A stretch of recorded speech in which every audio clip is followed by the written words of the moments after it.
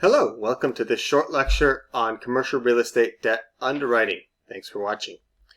What we're doing here is answering one of the most asked questions in commercial real estate. How much can I borrow? What's my maximum leverage? The answer to that question lies in the underwriting standards practiced by lenders, the debt investors.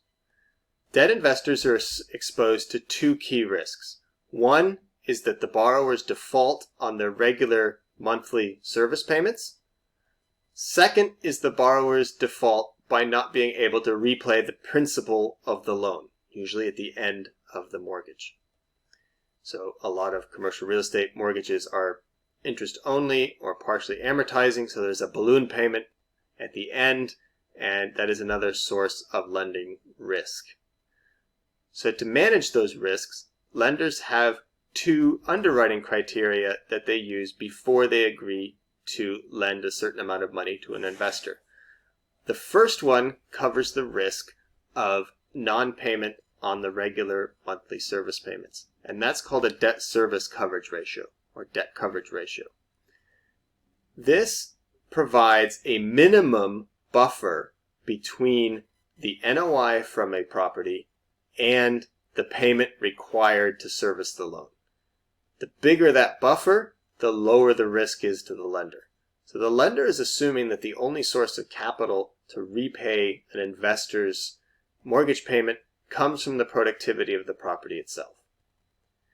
The bigger this debt coverage ratio, so the example given here, 1.5 is a fairly large one.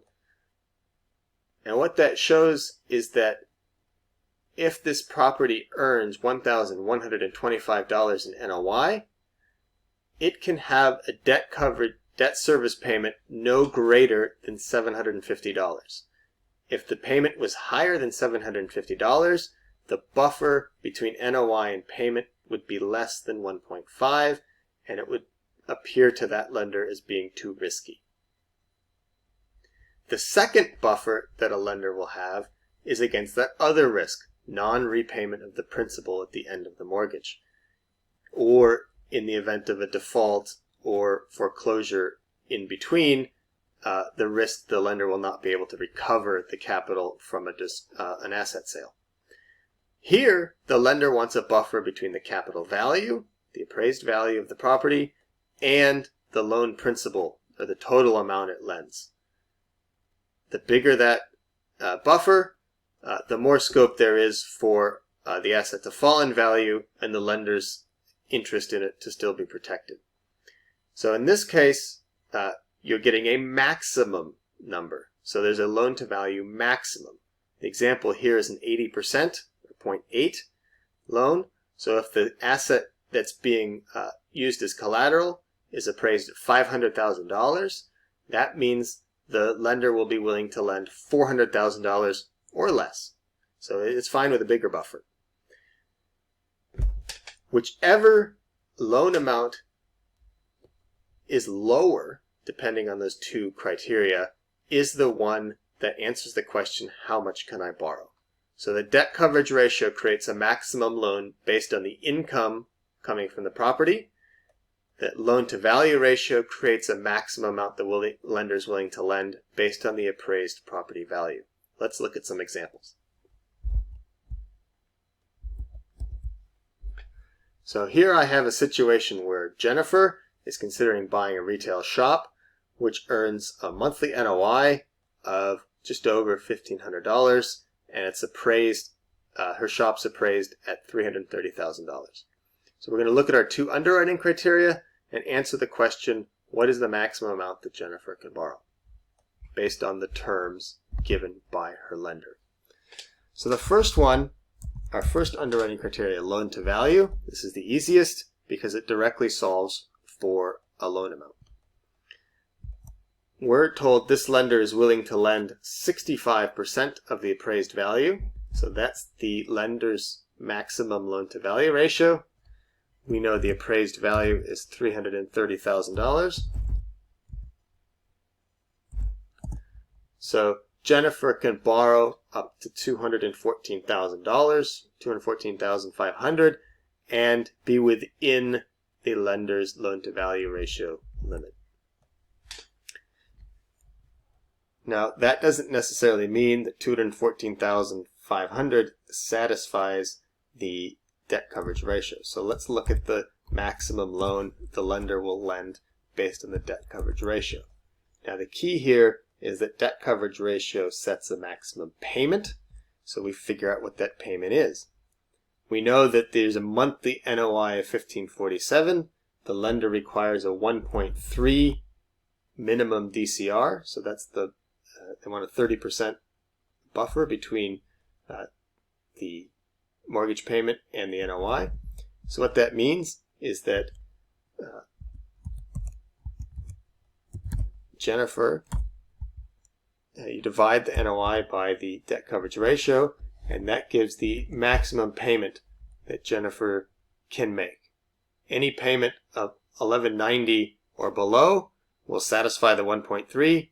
Anything higher will mean that the lender doesn't have that buffer, has less than a 1.3 buffer between NOI and the payments. Now, to figure out what that means in terms of how much the lender is willing to lend from a principal point of view, we need to solve for the present value of a loan with a payment of $1,190. And let's figure out the other characteristics of this loan. So we have to use our time value of money functions. So the future value is determined on the amortization. Here it says it's partially amortized, and Jennifer's going to owe $150,000 at the end of the loan. So the future value is set at $150,000.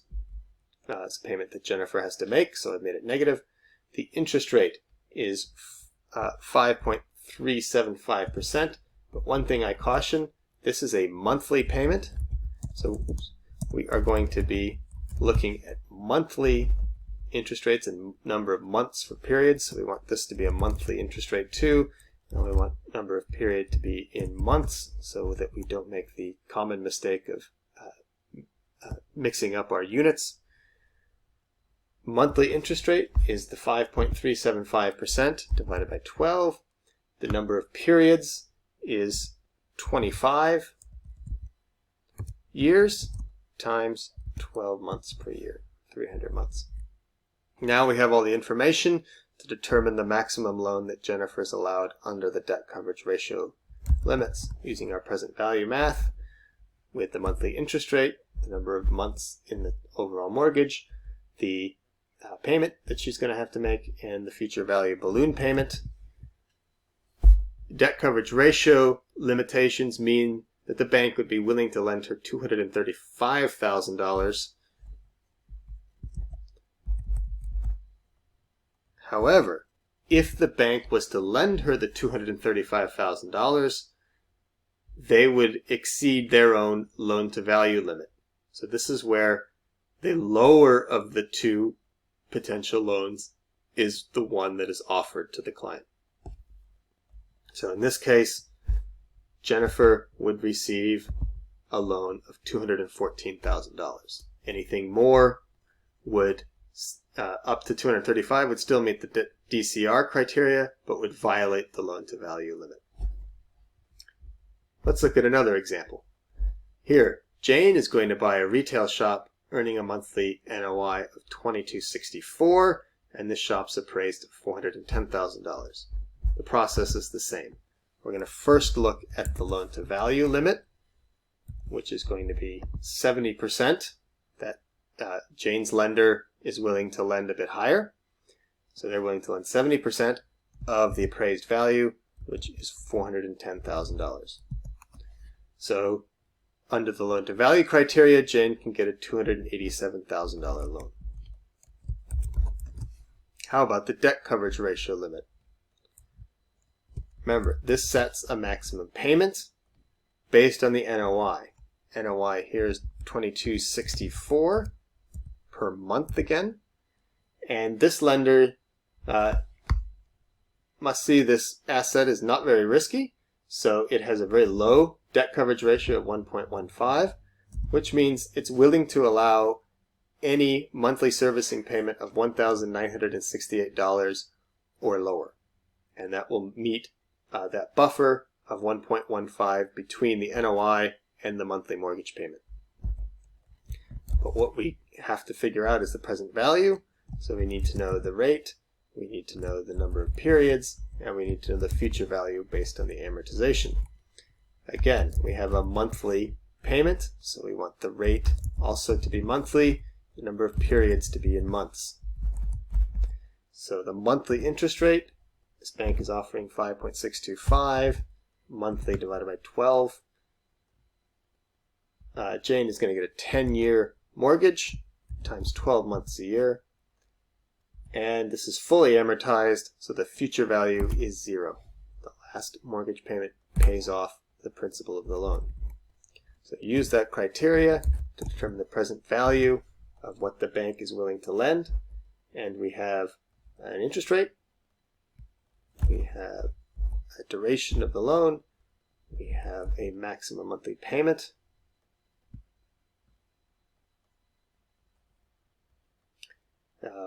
which I've put as the wrong sign. The payment is being made by Jane, so I'll put that negative. I don't think it would matter in this case because we have fully amortized, but if you do have a partially amortized loan, make sure the payment and the future value have the same sign.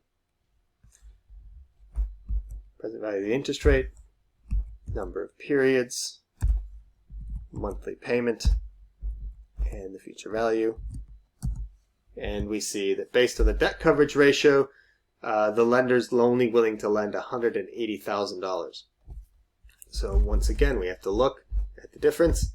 Loan to value says, sure, go ahead and borrow $287,000, but if Jane were to do that, she would violate the debt coverage ratio. Her monthly payments would be too close to her NOI, so the lender sees that as too risky. So therefore, it is only willing to lend Jane $180,000 based on the debt coverage ratio limit. I hope that helps your understanding of debt coverage ratios and how much a lender is willing to lend, one of the most asked questions in commercial real estate. Thanks for watching.